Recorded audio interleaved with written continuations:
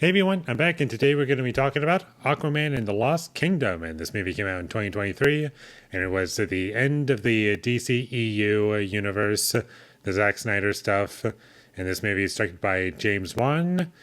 And I've seen all of James Wan movies at this point, I believe. I've seen everything from Saw all the way up till now.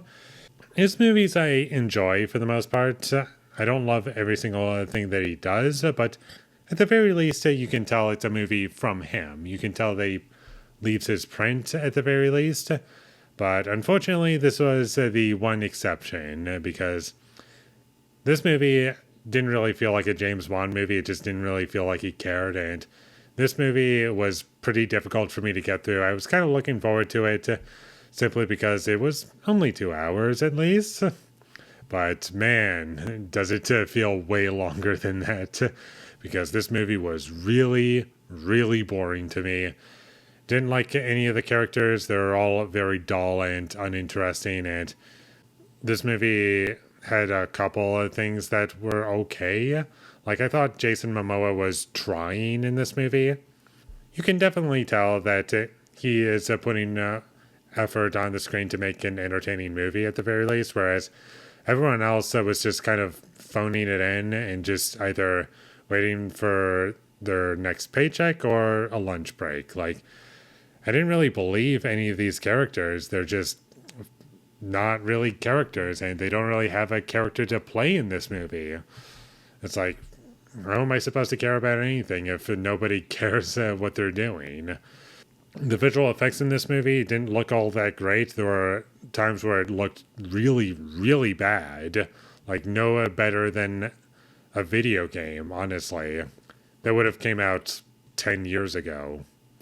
Like, that's being generous. Like, the visual effects look like they're from video games in like 2013. And there's lots of jokes in this movie, and none of them were really funny except for one.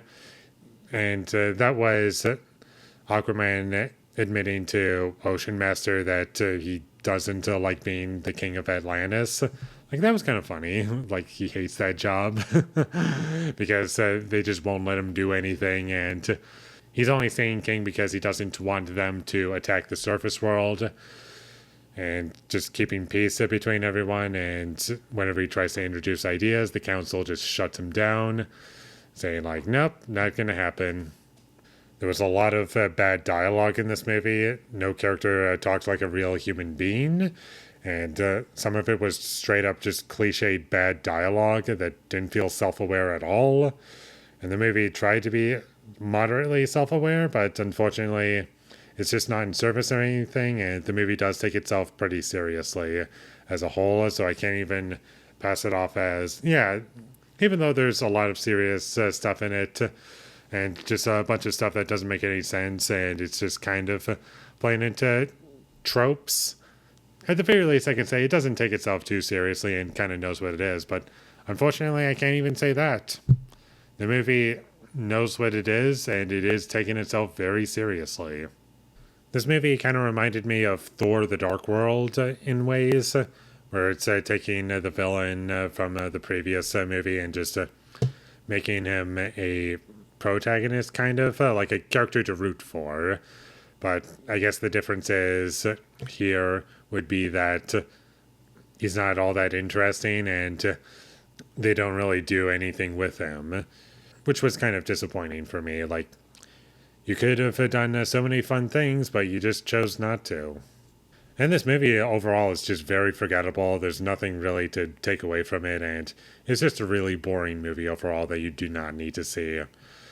Like the first Aquaman, say whatever you want about it, but at least there are parts that I can remember about it, whereas this movie, there's just nothing here.